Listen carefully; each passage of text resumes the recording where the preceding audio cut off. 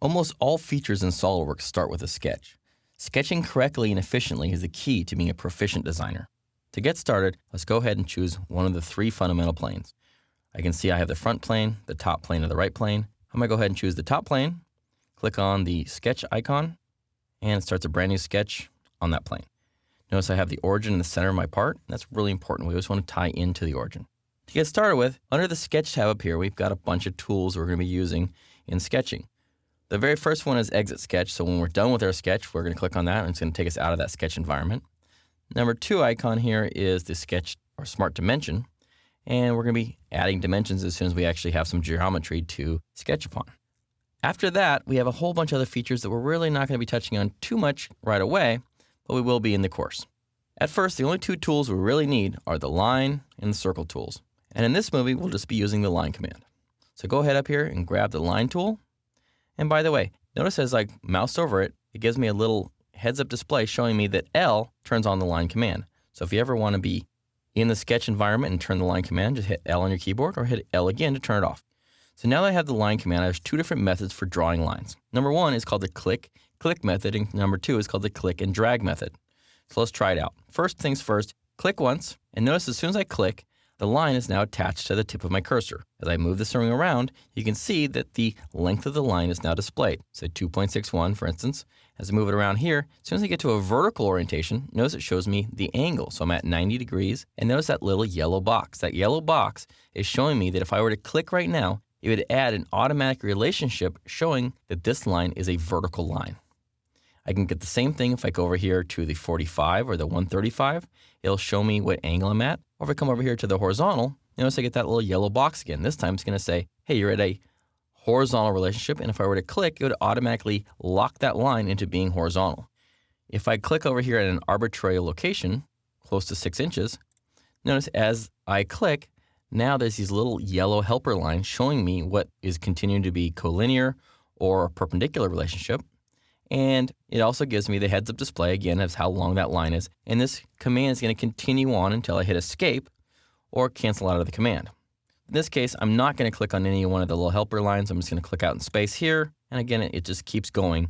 You get the helper lines every time you click. And just go ahead and click over here. And then notice as I get close to the closing this box off, if I come over here to the very beginning point, notice it gives me that little circle inside of a circle, which means it's concentric or coincident to the starting point. Click OK, and notice that command automatically gets turned off now because I've completed one enclosed shape. Okay, when you're happy with the line command, you can either click on OK or you can escape to turn that off. Now that I've got these lines on my screen, I'm trying to create a rectangle and I'm really having a hard time here, right? So it doesn't quite look like what I'm looking for. So I can click on the corners and I can drag this thing around a little bit. I can click on the lines themselves and I can drag them up and down, but I really don't have quite a rectangle. So I might want to move things around to kind of get it more in the orientation of a rectangle, but it's going to be hard for me to get a perfect rectangle without actually adding some other type of relationships or some other constraints onto the shape. So first things first, let's go and add our very first relationships. So a relationship is something like a perpendicularity or equal or parallel.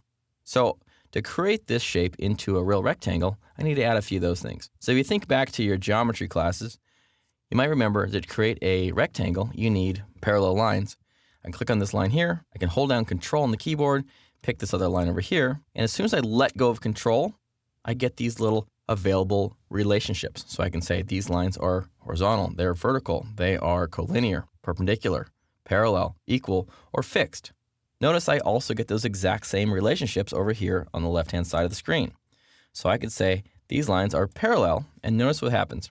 They become parallel, and it gives this little green box showing that these 2 lines are parallel. And notice if I mouse over either one of those lines or the little box there, it shows the 2 lines that are involved in that parallel relationship. And notice that little 0 next to each one. The 0 means nothing more than to match a 0 with another 0. Same thing if I do it again. If I say this line here, hold down Control on the keyboard, pick this line here. As soon as I let go of Control, I get the little heads-up box. I can click on parallel, and notice these ones have 1 and 1. What that means, if I were to delete this one, click on it, hit delete on your keyboard, it deletes both of them, and that shows it back there. If that wasn't what you would like to do, click on undo, and it brings them back. Okay, so the question is do we have a rectangle now? No. We have a parallelogram right now. So what we'd like to do is make them a real rectangle. So what I need is to say this line here, hold down Control, this line here, and let's make these perpendicular. Now I have a rectangle. However, it's still not perfect. Maybe what we need to do is square this thing up. So maybe add a line here and say this line is horizontal. Now things are looking better. And the only thing we have that's missing is we have the shape, but we don't have the size or the location of the rectangle. So first things first is we have this origin here, and we generally always want to tie into the origin whenever we're working in a sketch. So I can drag the corner right over here and snap it right on top of that origin. Notice as soon as I do that, I get these black lines here. Everything else is blue, and now they're black. We have 3 different colors of lines. Number 1, a blue line means it's undefined or underdefined. A black line means it's fully defined and knows exactly where it is. And a yellow or red line means there's got errors or cautions that's causing issues for us. Okay, first things first, let's go ahead and finish off this rectangle. So let's go ahead and grab the Smart Dimension tool, grab one of the lines, click where you want to place the dimension, type in 6.0. And again, when you have the dimensioning tool, you can click on the line itself, and then the second click is going to be where you want to place the dimension. In this case here, 3.0, type it in, then just hit enter, and it places the dimension. Notice everything turned black, and we're ready to go. Let's go ahead up to Features. Let's go up to Extrude. Let's drag this up. Let's type in a number of 2.0. Click on OK. And there we go. We created a brick. Sketching is the most important aspect of design and is the key to good SolidWorks features. Take the time to think through your sketches and develop simple and effective layouts. Look for symmetry, use construction geometry, and add relationships.